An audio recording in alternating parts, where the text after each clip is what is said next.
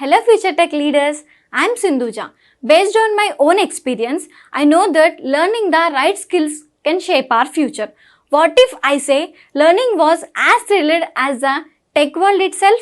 There we go. A cloud foundation, that's exactly what you will experience. From day one, you will be immersed in the interactive sessions and expert-led courses that covers most of the widely used technologies in the zone of data science to cloud computing, which brings more light to the life of a techie. I'm so excited to help you and unlock the true potential of a technology. Well, then why to wait? Let's see what it unfolds. The first entities would be the first entity, which is the main, which is considered to be the main entity for a claim center is claim entity claim.x. This is a top level entity. Whenever a person has met with some misshapening, or suppose, let us take an example of first person, lot of if the car has met with an accident. The user will approach the customer service representative and place accident has been occurred. This is my policy number and I want to claim my policy like this and these are the damages which has happened to my car. What CSRC customer service representative will do? It will open the claim center. Whatever information the user has been given, it will feed in those information in the claim center somewhere. Where the place where the customer service representative is feeding the data in the claim center. We call it as a first notice of loss. This is first notice of loss or FNL. Now going forward, we will say that when the CSLR creates an FNOL, when the CSR creates an FNOL, it has to feed in the customer data, the claim data, the injuries and the damages that have been occurred. What is the policy number of the particular means for which you are filing the claim? There are certain steps of the FNOL, like screen 1 you need to provide the details of the policy. Screen 2, you need to provide the details of the risks, the damages. Screen 3, you need to create some activities in that particular claim. After you have it taken through all the screens at last, you will click on the Finish button. When you click on the Finish button, this data which you have given this will be processed as a transaction, which we have learned in the transaction section, bundle section. The entire data will be processed as a complete transaction, as a only single transaction, and it will be saved as a database in the claim entity. The entire data is saved in the database. Whichever you have given, it is saved inside the claim entity. The FNOL screens are provided in Guidewire. Yes, it comes in the out of the box. I will show you the screen also. Let us say if we are having the mobile application and the user is, the customer is submitting that data, it will not be the Guidewire screens, right?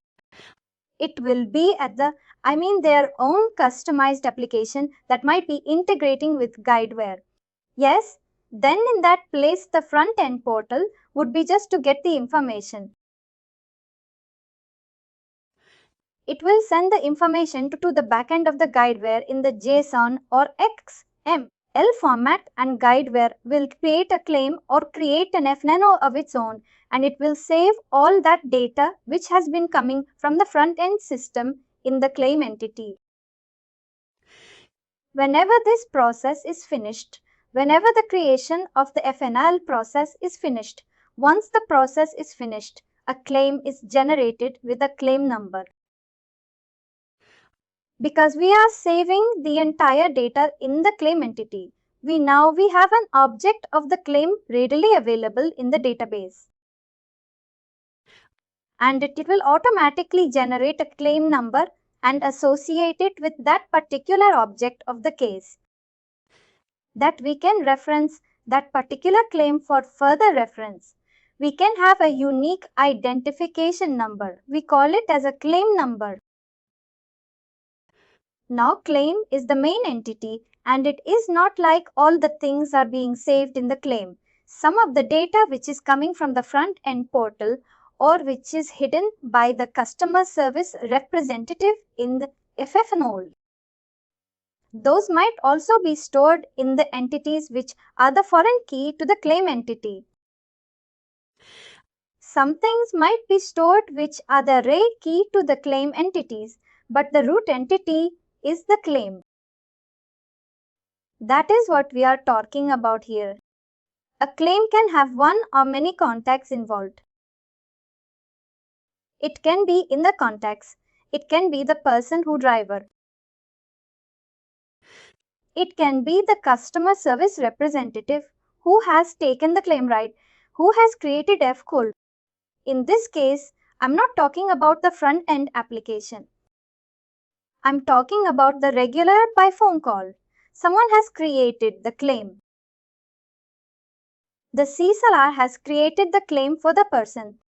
That scenario. CSR guy would be the one.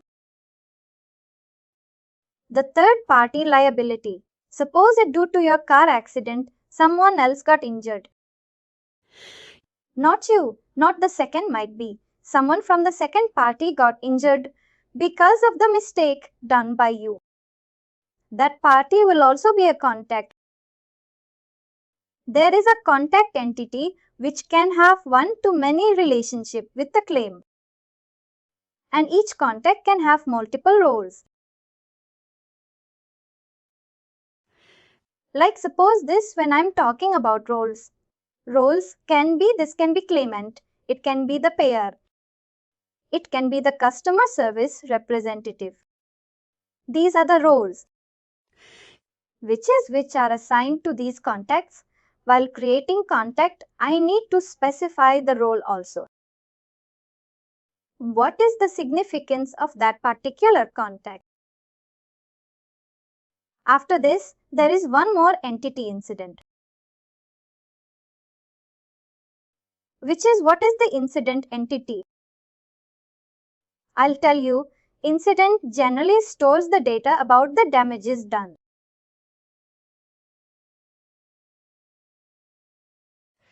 Whatever damages has been done on that particular claim right, it will have one-to-many relationships with the claim entity. One claim can have multiple incidents. You can see here the carbonate has damaged. The person has been injured. And your car got collided with some building and building also set on fire. These are all the incidents, but these are the damages. You can specify as many as incidents you want. Then there is an exposure. I'll tell you about the exposure in a while. Suppose we want to track these incidents. That for each of these incidents we want to track, that for each of these incidents, the payments has been done to the claimant. And smoothly, and all the activities related to this incident has been taken care. For that purpose, we will have exposure. There is an entity of exposure. Why we have? There is no physical relevance of this exposure, but we create these exposures that we can track the payments to the claimant.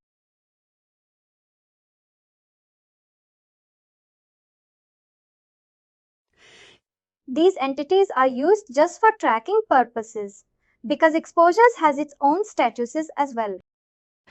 That we can. What we can do is we can assign the incident to the exposure and we can assign the checks to the exposure. One exposure can be assigned to multiple incidents. Suppose we want to group these two incidents and we want to create a one exposure. Incidents are 2, damages are 2, but we want to track it as only a single exposure means on a single basis. I want to track it down. I don't want to break it, and then I want to investigate. I want to club these two incidents, and then I want to create a check for these two incidents together.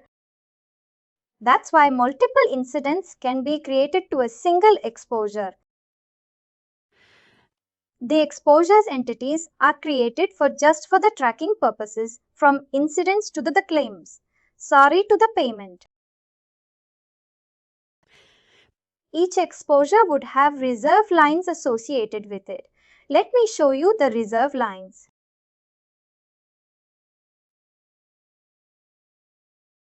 You can see in this diagram. You can see with each exposure we have reserve lines. What is reserve lines? Suppose we have created 3. There is a car damage, right? We have created for each incident, we have created 3 exposure. We want to track down everything separately. We created 3 exposures. Now what we have to do is we have to create reserve lines. What is reserve lines? Reserve line is the maximum amount which insurance company has kept aside to pay to the claimant. It will not exceed for that particular damage. It will not exceed to that particular beyond that particular amount. If supposes there is a coverage of bodily injury and user has taken a limit of 10,000 during the policy creation. Now, during the creation of the claim, user has broken his hand and his expenses is Dar 500.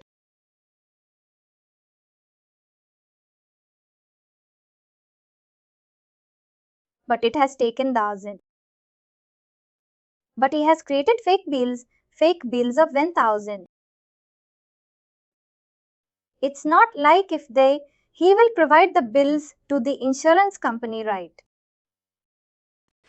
It will pay the 1,000 to the claimant. Why?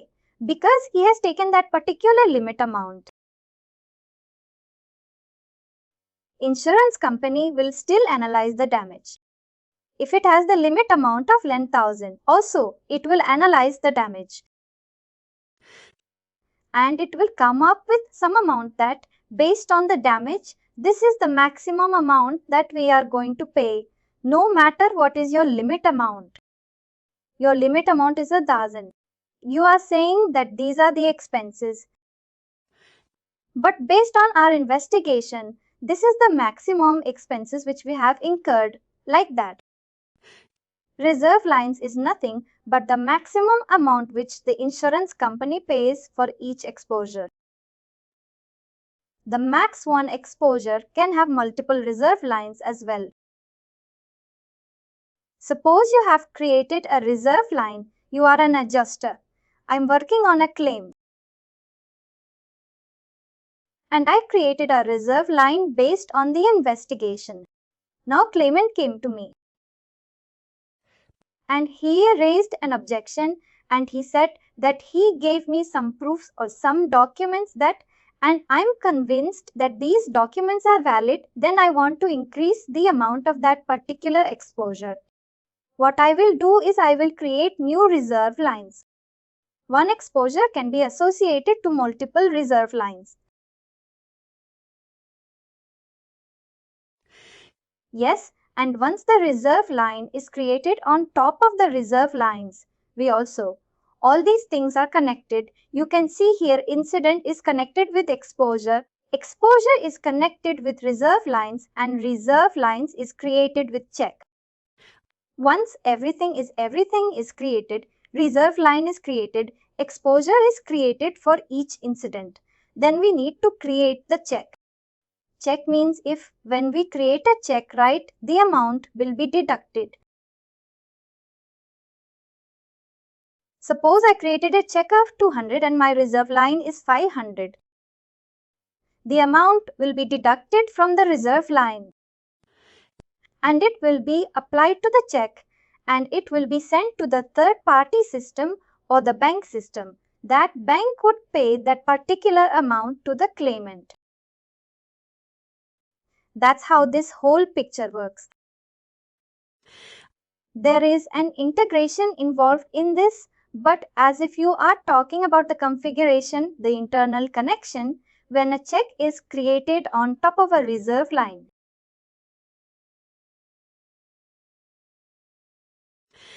This exposure is a line and check are the entities which we use just to track down the payments, the claimant.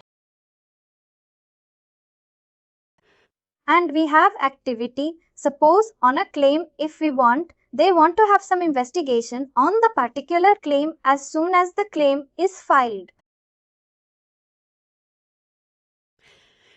And second step is after the investigation is done, we want someone to collect the documents or something. And third step is we want someone to create a reserve line. These are the set of steps, set of activities which we have to take care for that particular claim. Right? And each activity can have an escalation date or a due date. And each activity can have any means. It can have a different assignee who is assigned to this particular activity. One claim can have multiple activities. Inside it there is an activity entity. There is a document entity which is having one-to-many relationships with the claim. This is simple, right? When a claim is created, the insurance company can ask for multiple documents, right? It can be provided directly by the claimant, or it can be uploaded by the CSR as well. It can be shared on an email by the claimant to the CSR. And it can be uploaded to the claim center or billing center. Claim center. Notes is also an entity and it is an hierarchy from the claim. What it will store if we want to tag the claim, and we have some comments that suppose I am working on some claim and I'm leaving the organization the very next day, or I am on the vacation.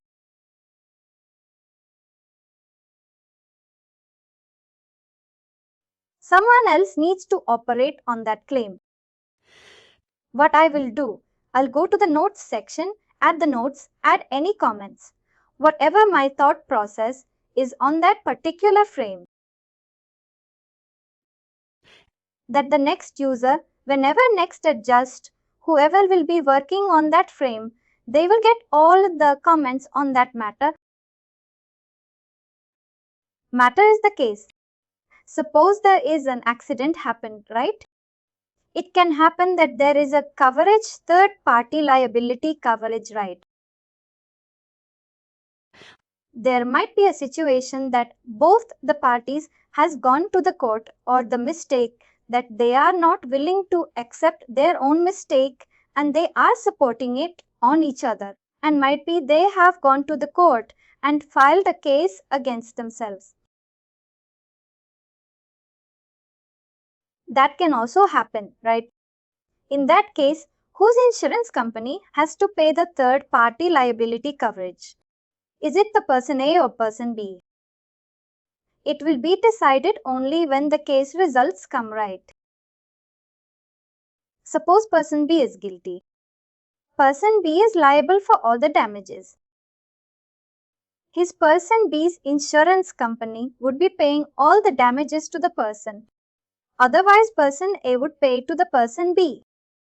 Some issues, some claims can have some matters involved in it. There can be one-to-many means. It has one-to-many relationship with the claims and critique. One claim can have multiple matters. If all the matters are resolved, then only the claim is processed and the money is paid. The check is created.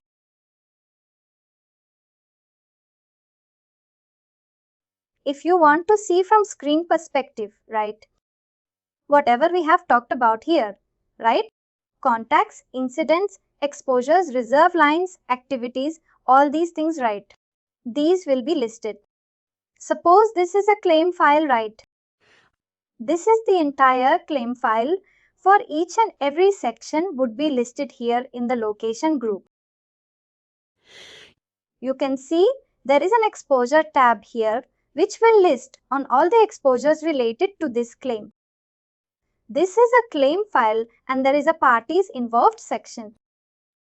It will have all the parties which are involved in the claim.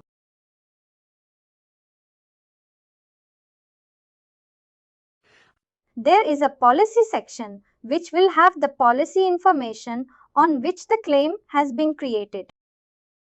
Litigation. Litigation is nothing but this matter, only the matter screen. It will list down all the matters which are there on the claim. Note section corresponds to this. Loss detail will contain the basic detail of the claim. Like at what date, at what location the claim the incident has been occurred, or that particular on which date this particular accident has been occurred. Right? All this information, basic information, would be directly stored in the claim entity and it will be displayed in the last details. This is how my claim file looks like. And we have a summary screen. You can see here we have a summary screen which will give us the overview of the entire team process. It looks somewhat like this.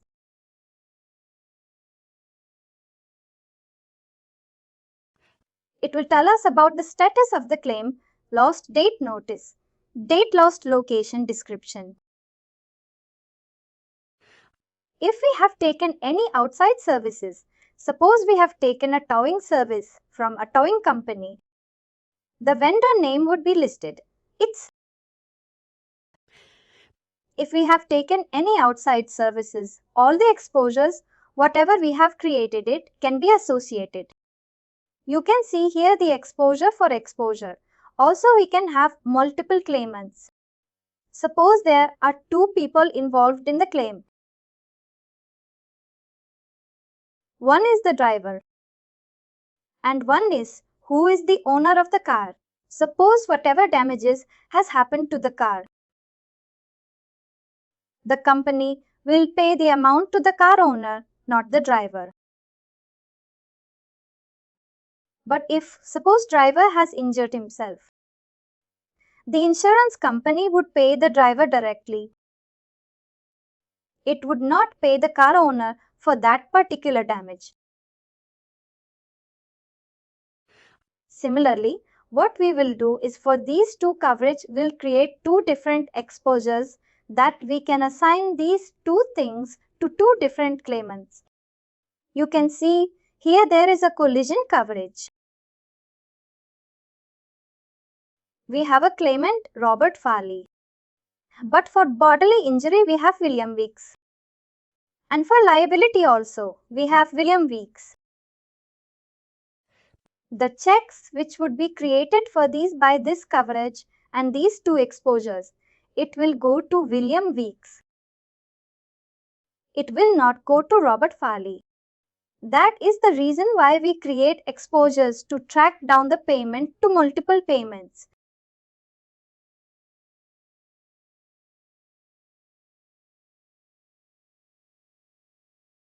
This is the work inside the work plan.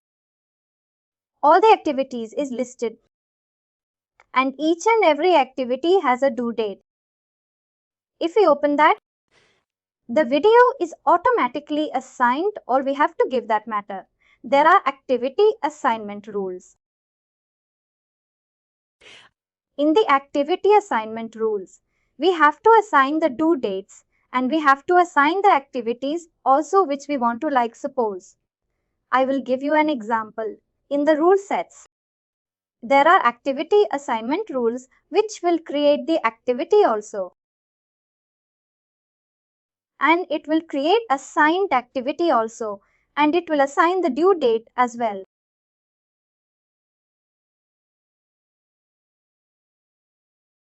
We have a concept of activity patterns. We will go to the administration.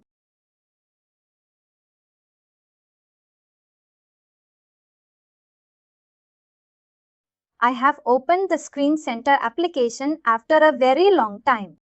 It might hang or it might take some time to load.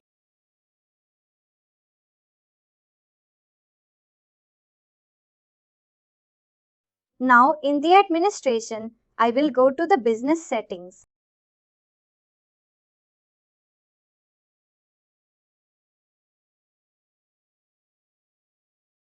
Then I will see activity patterns.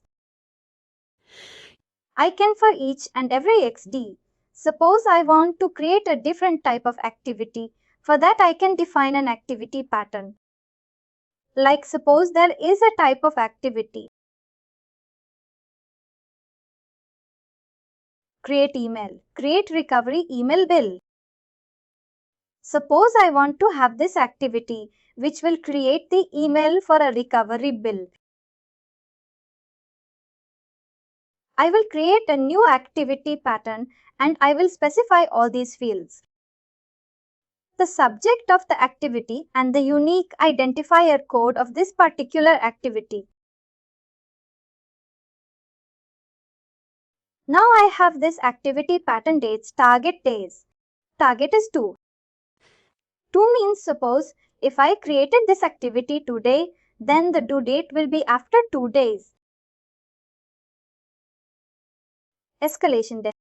If you suppose I created today, then the escalation date is after 3 days. Means 2 days, that due date means 2 days 14th. On 14th, it will has to be finished by 16th, but after 3 more days it will escalate. Suppose T. On 19th, it will escalate this activity. It will escalate on 19th or 17th. Actually, I am confused a little bit about it. I need to check it. I will check it and get back to you whether it is adding to this or whether it is taking it from the start. I will check it and let you know. But here is the place where we give the due date and the escalation date. And we can also define the importance also of this type of activities as high. Once we create the activity pattern, we can, from the coding side, we can create the activity. We can write the logic to create the activity. We can create a new activity object with the new keyword and with this particular activity pattern. And that activity we have to the claim. You create the new activity in Studio. In the classes. In classes, and that is what is reflected in the admin screen. You cannot add anything from the admin screen. No. It is other way around. First is whenever I get a requirement for a new activity. What I will do is from the admin screen, I will create a new activity pattern.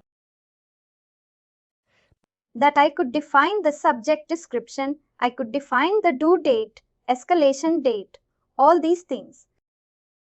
But I should have a business scenario also. Business logic also when I need to trigger this activity.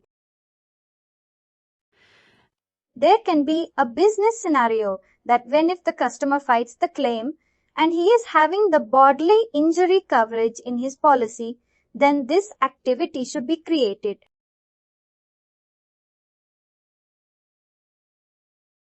We are defining the activity here, but we are not. Sorry, we are declaring the activities in the activity pattern tab, but we are not defining the business logic where we need to trigger this activity. You got no point. You can see when you don't see anywhere when it is created. When this is, you know that. But if I create this activity, this is how the activity is created. But when it is created, I haven't given that information that when trigger point of the activity, I have to give it from the code. I'll tell you. I'll tell you from the GOSIS method, or I'll show you from the existing code. Somewhere might be. We are calling that to be creating the activities.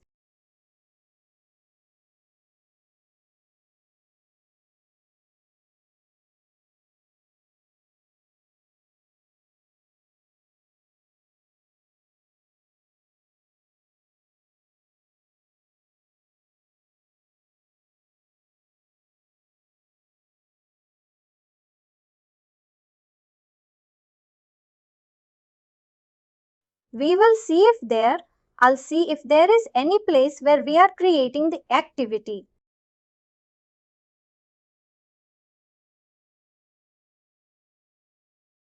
Work plan. You can see there is a work plan. Rules, right? Here might be, we are creating some activities.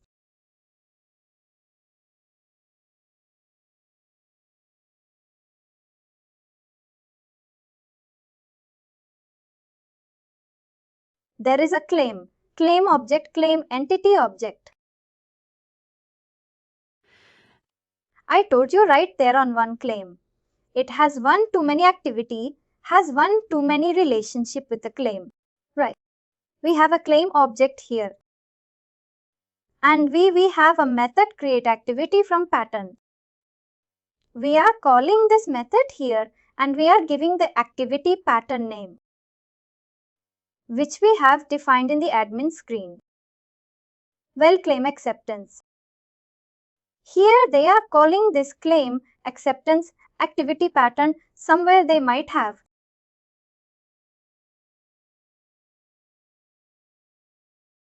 They might have. This is the code. This is the activity pattern code. As you can see, for each activity, there is an activity pattern code right here. By activity pattern code, we are checking from the database and getting the activity pattern and then creating that activity out of that activity pattern and assigning it to the key. This is the statement which will create an activity for that particular activity pattern on top of that key. This is that statement.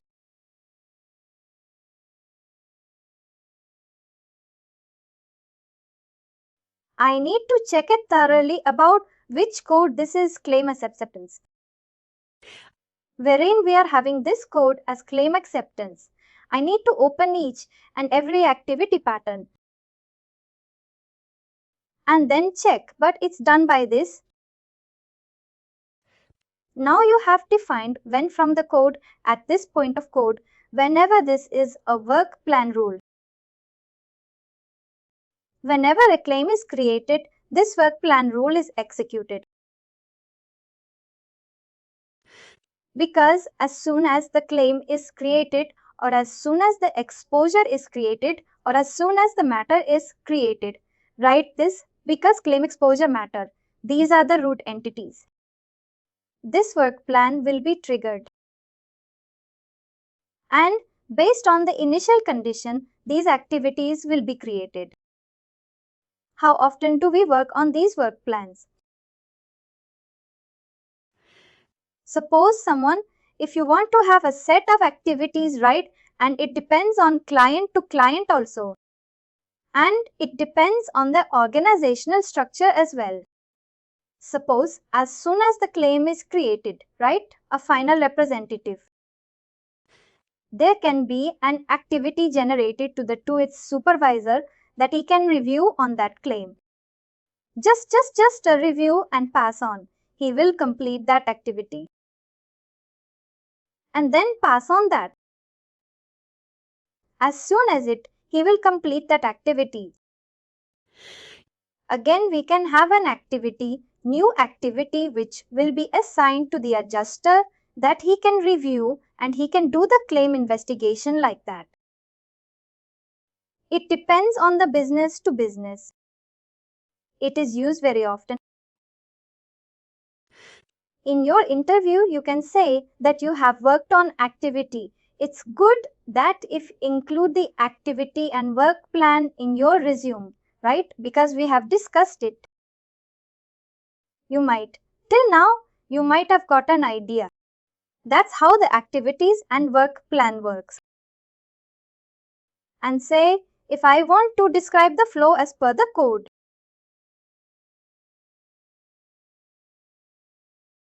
When we start creating the claim, where is the entry point in the code? First, it comes to the work plan. No, it will not. It will not go to the work plan. It will not go to the work plan. It will go to the claim process. That would be a main class.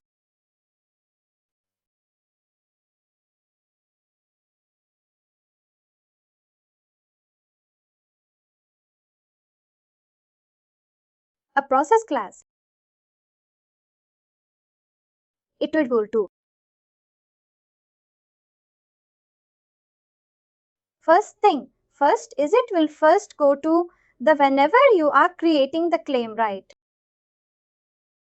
Code wise, it will first go to the PCF files. On which PCF files you are into? I mean, you enter the dates and all those things and you enter something. When you enter submit, those are the generated files. I think we don't have access to change those files. If you want to, suppose during the submit, if we want to perform some operations, right? When we click on submit, right, these rules are run in the backend one by one. That's the behavior. And I want to debug something or just want to understand the existing flow of the application. They configured their application. I mean, in Java, what I can do is I can keep some debug points and yes, you can debug. Once I have a submit button, it might come to controller and then from controller it might go to a service. Right? Here in Guidewire, because this is not something, it is from the scratch and some files are hidden as well. Like some files which are in with Java notation, right? Those are the hidden files. That's why. Say I'm getting some error and I want to debug. How will I know which module I need to go and check? Say if it's a PC file or is it? In the loggers. In the loggers, whenever suppose something is error out, right? In the loggers, it will give you the file names. You'll go to the file and you will check which file has triggered that. In the loggers, you will get that information and you have the feasibility to put the debug points here as well. There shouldn't be a flow, right? Once I submit the button first, I send my rules or whatever rules that we have, it runs first as in rule sets. And then it goes to this next step, whatever it is. That's what I'm saying. Because all the classes are not visible to us. I'll not be able to properly tell you the complete flow, at least in here, in that claim center. Because some of the classes are there which are not readily. We don't know that this is the button. We can see the logic of that button. I'll show you how we can take that. There is a clinks file, right? Suppose we'll go to the node. First, this is the wizard, which is the sequence of the screens, which we use that has to fill in. And suppose we are in the last step, save, where we are saving the claims data.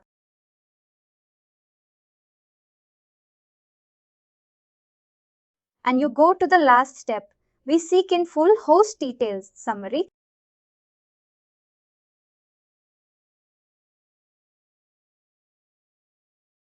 This one save and assign. This is the PCF file.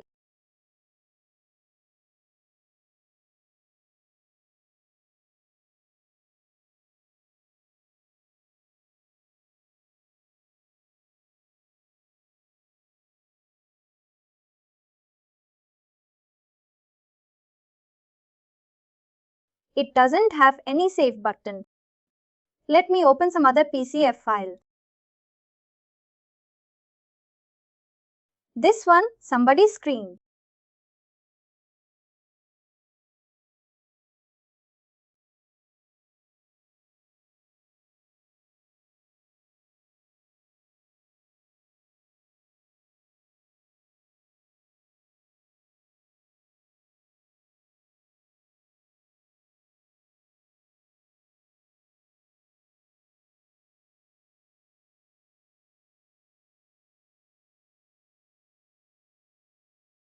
What happened?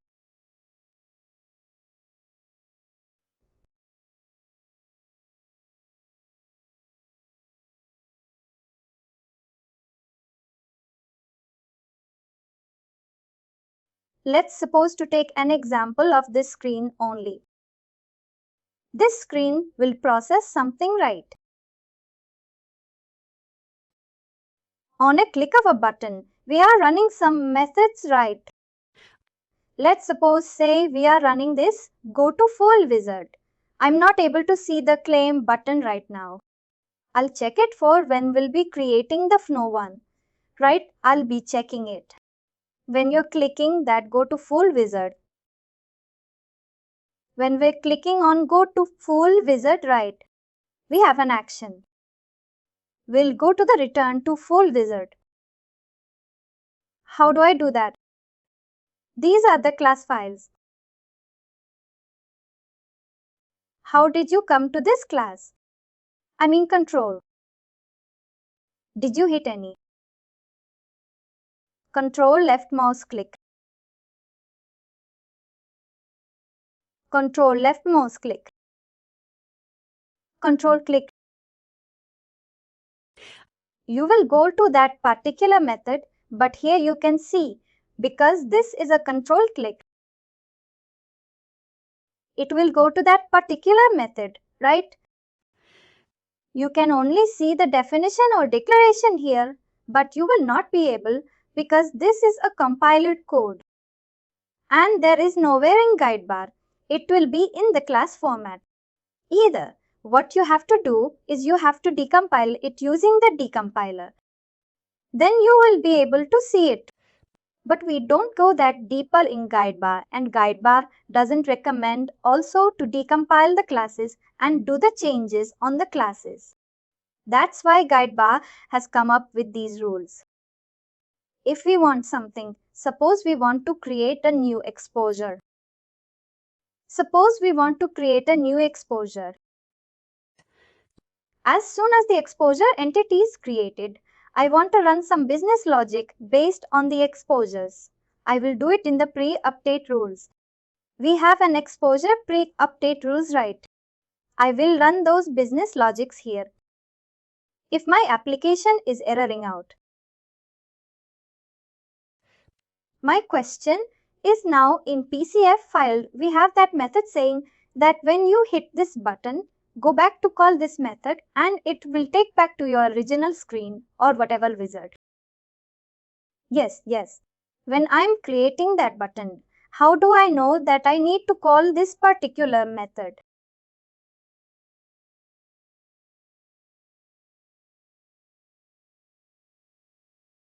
You have defined it here in the Action tab. But how will I know? Wizard return to full wizard is the method I need to call. These are you as a developer. We don't test the core of the application.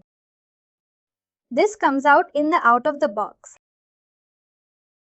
But I do have to give the what you will do. I suppose you want to create a new button here, right? As a change, you want to create a new button. I'll show you.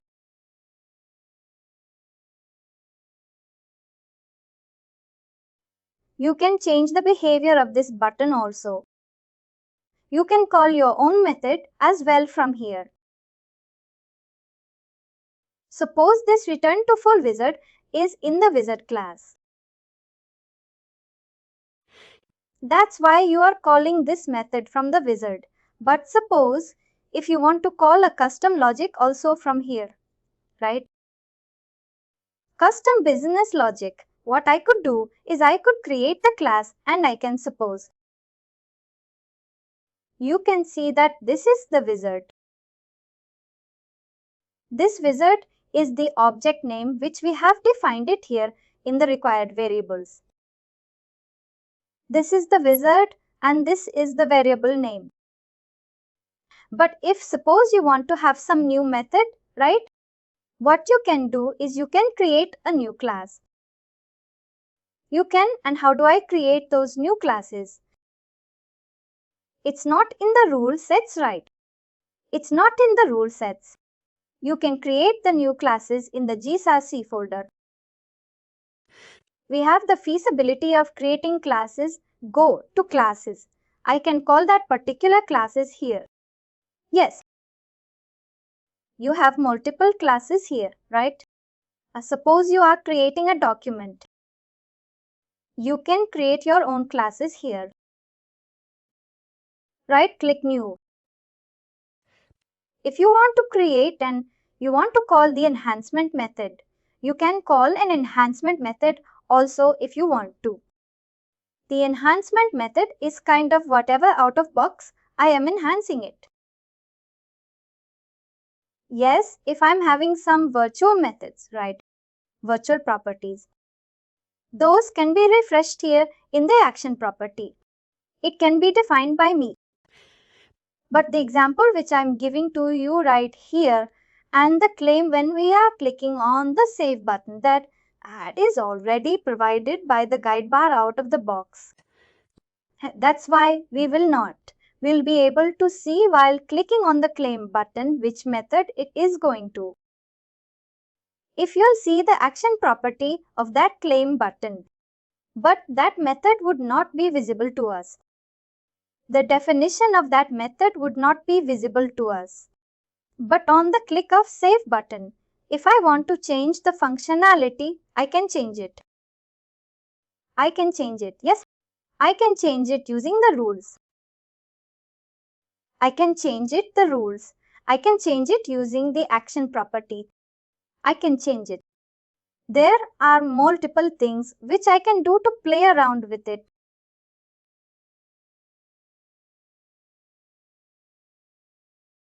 Generally, if suppose, I'll give you one example.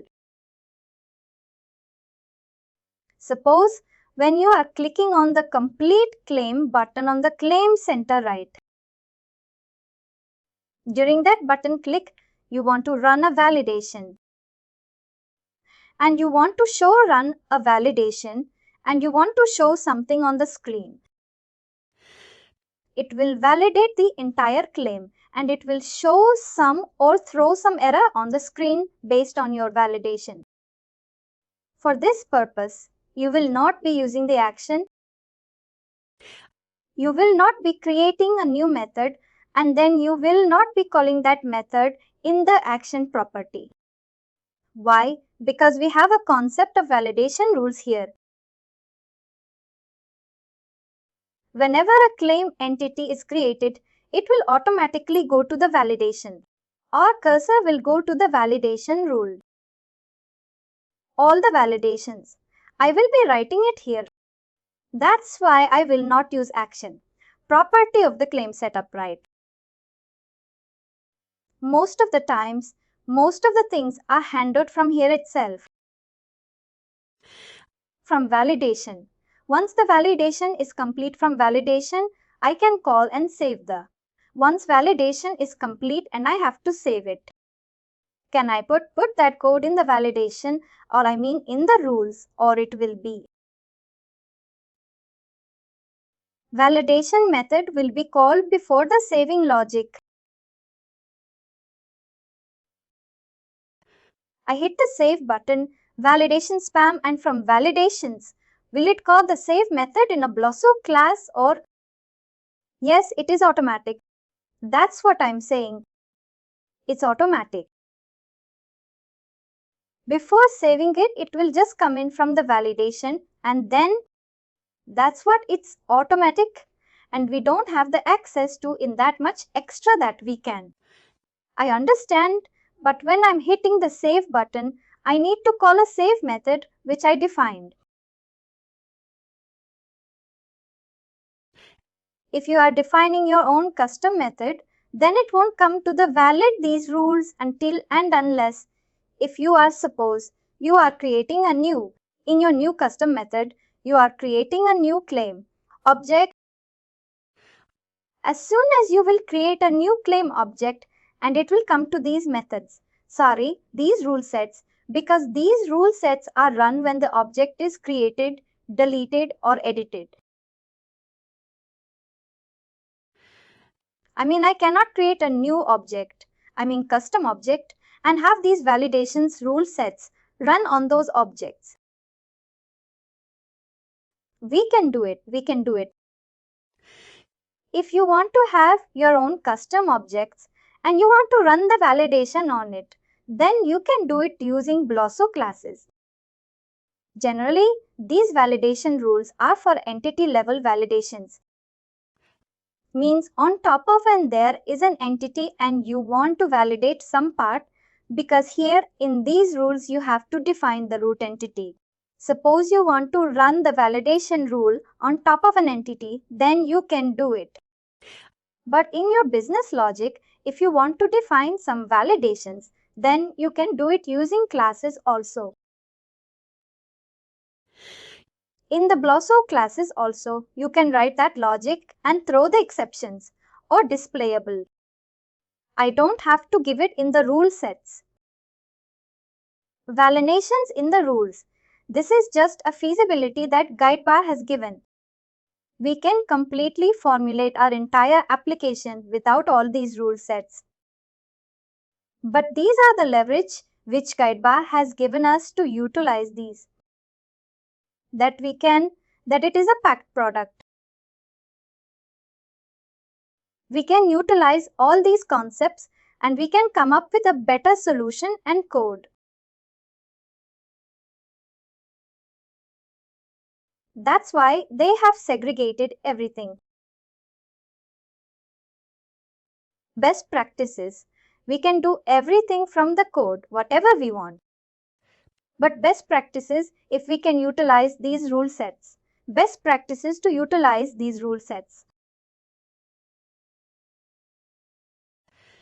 Well, they kind of like ask, they might come back and they might ask you to create a new PCF file. A new screen. And in the new screen, they might say, like I need to save this particular information. How I start off with creating the PCF file. And when I'm saving, that I might create a new entity and that particular information should be saved with the new entity. First, I need to define.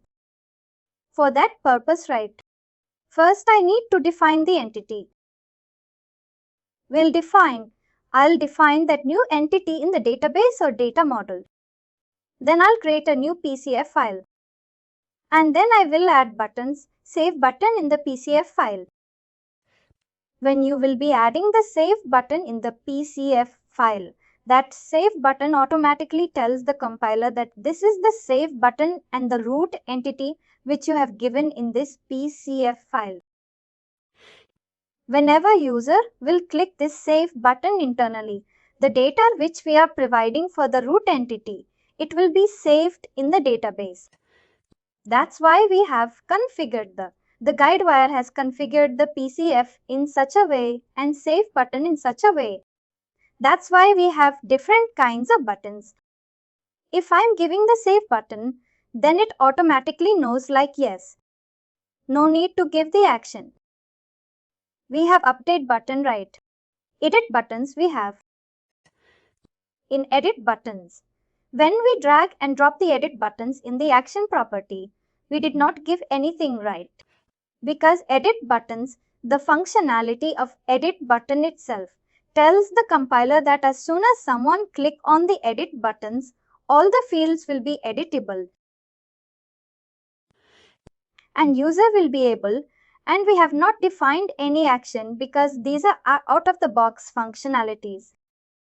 Got it? And that's why you don't need to give any action on that part in that case.